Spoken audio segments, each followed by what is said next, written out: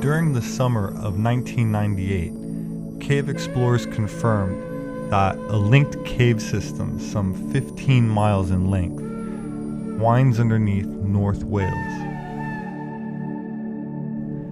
German archaeologist Dr. Heinrich Kusch announced that there's considerable evidence regarding the deep tunnel systems that have been found beneath many prehistoric European settlements.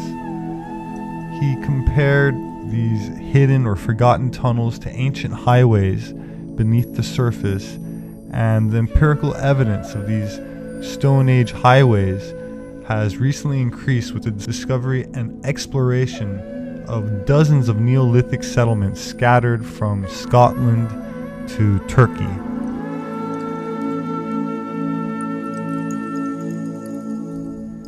Most of these settlements have been dated to the late Pleistocene, or end of the last ice age, and the fact that so many of these ancient networks have survived after 12,000 years indicates that the original tunnels must have been really engineered and constructed on a truly massive scale.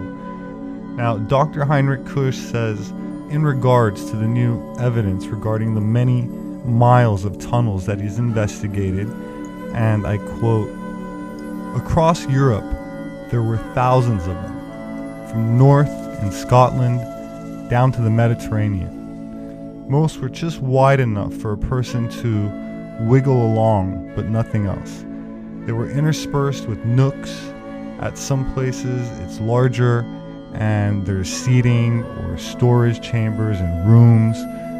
They don't all link up, but taken together, it is a massive underground network.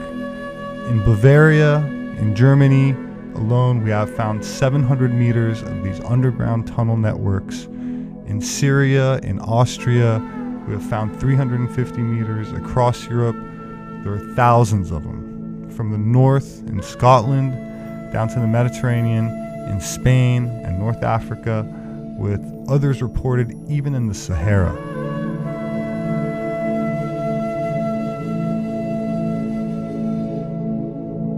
Some archaeologists believe the network was a way of protecting man from predators. Others maintain that there were periodic cataclysms from which Europeans took subterranean refuge. Still, others believe that some of the linked tunnels function as they do today. They allowed for people to travel safely regardless of wars or violent or weather conditions on the surface.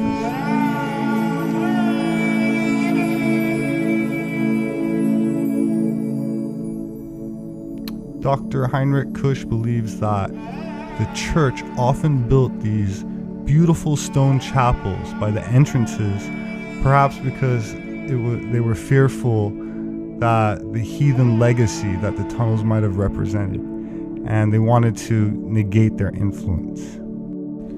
Or there could be another reason they did that.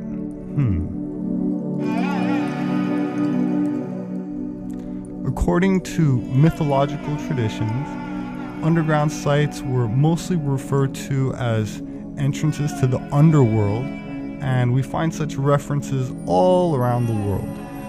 And although most of us think of the underworld as a representation of hell, and therefore an imaginary or spiritual place, for bad people to go. But in reality, in ancient religions, that was not the case. The underworld was a place where the dead did go, but it was a place with physical entrances, with guards, with buildings, with cities. And one of the most famous underground cities is the city of Agartha.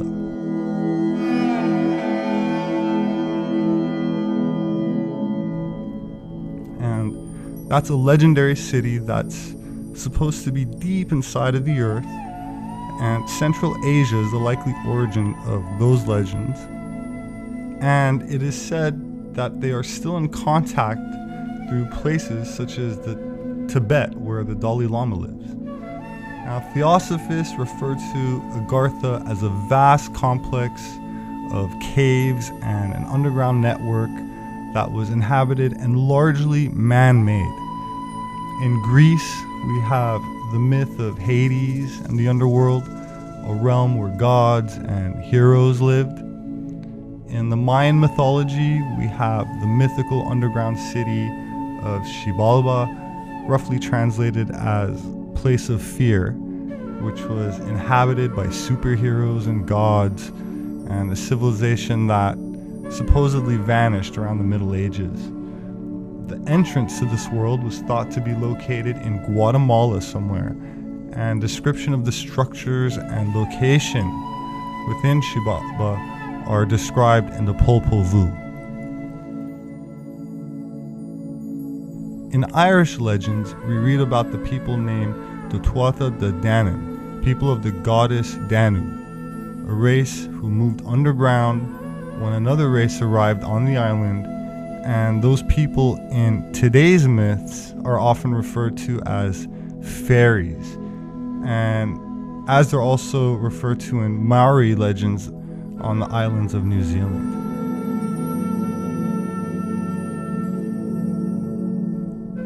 In Norwegian legends, we have dwarves being of the underground associated with craftsmanship, different races of dwarves that were the ones that supplied the gods with weapons.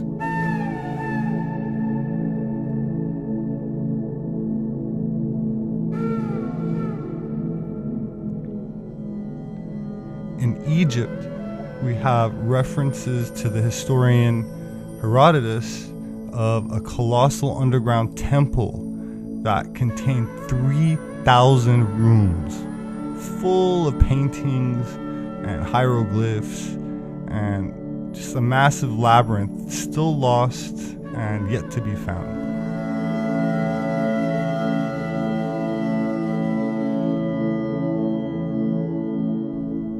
Many occult organizations, esoteric authors, and secret societies concur with these myths and legends of subterranean inhabitants who are the remnants of antediluvian civilizations which sought refuge in hollow caverns deep inside the earth. Now, assuming that the myths are true and the earth is at least partially hollow, how could life survive underground? Where are these entrances to the inner earth, and specifically which races live inside? My name is Robert Sepper. I'm an author, producer, and anthropologist specializing in linguistics, archaeology, and paleobiology, or archaeogenetics. I'd like to invite you to explore some of these mysteries with me in an attempt to unlock their riddles which have eluded any serious consideration in mainstream academia. Species with amnesia, our forgotten history, gods with amnesia, subterranean worlds of inner earth, the occult secrets of Vril, and 1666 redemption through sin.